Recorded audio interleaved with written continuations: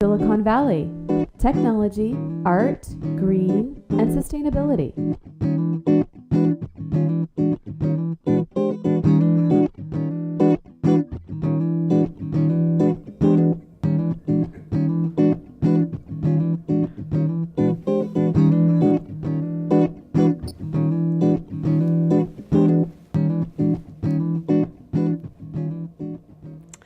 Hi, welcome to another episode of Silicon Valley Tech, Art, Green, and Sustainability. Today, I'm honored to have Gavi Delgado, and am I pronouncing your name right? Actually, it's Gavi. Gavi? Gavi Delgado. Yes. It's Delgado. There. Yes, it is Delgado. Okay. Awesome. And we met at CSL, and you're doing some amazing work. Thank you. Tell us the name of your company and what you're doing. The name of my company is Menyah Healing Creative Arts. And the word Menyah it's a very old word. It's actually a Mayan word. And it has a long history with me because I spent 12 years of my very formative artistic life working with El Teatro Campesino, the Farm Workers Theater in San Juan Bautista. And when we were in that theater company, there was a lot of inquiry at one particular point in time in lots of different philosophies and spiritual thought. And one of the things we investigated quite a lot was the Mayan. And we studied the Maya, we learned how to count up to 20 in Mayan language, and Menyah, I got introduced to Menyah then. This was in the 70s. And during that time... So you were about 5 then? No. I wish you were being kind. No. I did actually join the theater company when I was quite young, when I was 16. I just turned 16 when I joined the company. But anyway, Menyah means to believe, conceive, and do with love and pain. And I was fascinated by that concept then. And it took me quite a long time to evolve my vision, but it did have a lot to do with this concept that we can take what has been painful, what has been difficult, the things that we would say sometimes are the challenges, the things sometimes we'd even want to push aside and not even deal with, right? And we could take those things and with creativity, through an expression in the arts, we create the beauty, we create the gold of our lives. And I actually said it more eloquently here. I could read it. Well, and I have, on one of the slides, I have the wording that you gave me. Okay, but let's great. bring the first slide up, which is a slide with Art Can Heal. So this is kind of, when we had the conversation, this is kind of what I got. And there's your Facebook page. Mm-hmm. So Facebook at MENYAH creative, or create. And it's a nice Facebook page. People need to go there. And then we can pull that down and go to the next one. Let's go to the second slide. And that should be, yes. This was the definition you gave me. And Exactly. we can put this on the website, and you can put it up on it's already on your Facebook page, so people can go there. But that it's huge. It's a huge thing. We can pull that down. It's a huge thing that you're doing, and we talked about some of the organizations that were already doing that.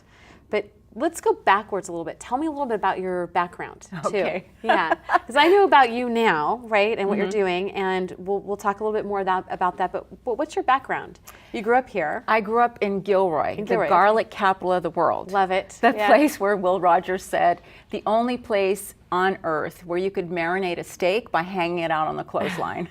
So that's where I grew up. This little Mexican girl, I'm second generation Mexican-American, Chicana, growing up in Gilroy.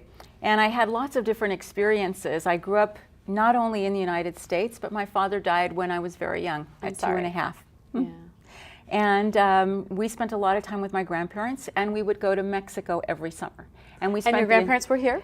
My grandparents were here. Mm-hmm. My parents were born here, and I was born here. My grandparents were born in Mexico and Michoacan. So we would go in the summers and spend summers in Michoacan. So I had this experience of not only growing up in the United States, but also growing up in Mexico. And having another culture to learn by. And yes, yeah. And that brought a huge wealth of experiences. I learned that there were really wonderful, beautiful things I loved about living here and being an American.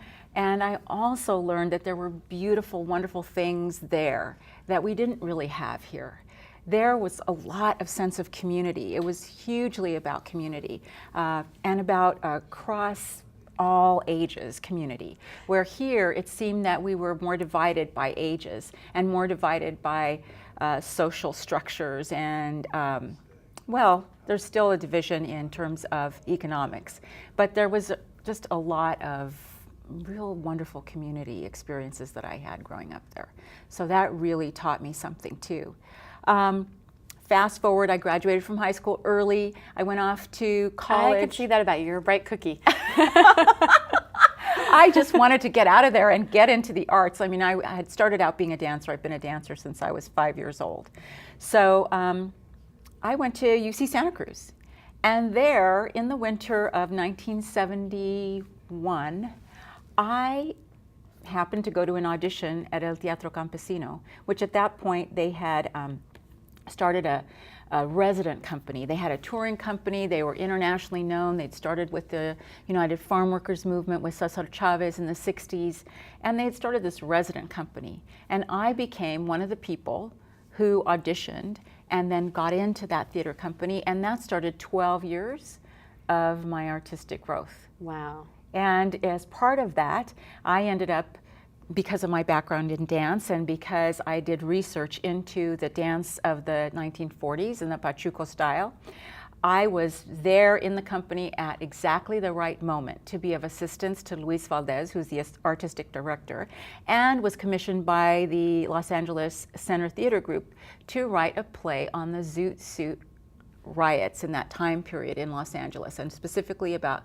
the Sleepy Lagoon murder trial. And so is that the 30s then, 40s? It was 40s. 40s, okay. It was the 40s. So I became the dance consultant and later on morphed into being an assistant to Patricia Birch when we finally took the piece to Broadway. It didn't do well there, but in LA it ran for over a year.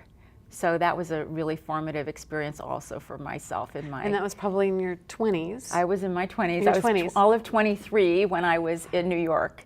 And my experience, again, of going back to being a little, Mexican Chicanita girl growing up in Gilroy and then ending up in New York on Broadway, my first experience there, auditioning 500 dancers. Wow. Was an incredible, incredible experience. And so you stayed there, how long did you stay there? I was in New York. I was there for about 9 months. I studied dance, came back, and started doing choreography for the Teatro Campesino. Nice. And then when I left, I took off from there and became a freelance actor. And I did, commercials and corporate video and voiceover, and a lot of theater in the Bay Area. So that's why you looked familiar the first time I met you. I I saw your face somewhere. You know what's interesting? I have one of those faces that people actually will stop me and argue with me that they know me and that they even grew up with me. And this has happened to me often. And I'll tell them, no, actually, I couldn't have possibly grown up in New Jersey because I actually grew up in Gilroy. But they'll, it's one of those things that... You're like, I don't have a Jersey accent. No, anyway, it's been an interesting thing. But I could look, I've been confused for Japanese, for Filipina, anyway. So you came to a point in your life where you wanted to make a difference. And so what made you want to do what you're doing now with this? And well, what's interesting is I think I've always wanted to make a difference. And being in El Teatro Campesino, of course, we were out to change the world. And that really was a really important part of my life. And when I left the company, it was very challenging because I had had a vision of how it was all going to be, and we were going to be there forever, right? We were going to be changing the world. And I got to a point where it didn't work for me anymore, and I needed to go out on my own. And when I did, and I was being a freelance actor, I still carried that sense of wanting to be a contribution and having values, principles that I was not willing to compromise no matter what people might have thought. And that was really actually very useful to me. Anyway, Menyah was born. Menyah. I don't know if we can get a close-up of this. This is Oh, we actually have I think this on a slide as well,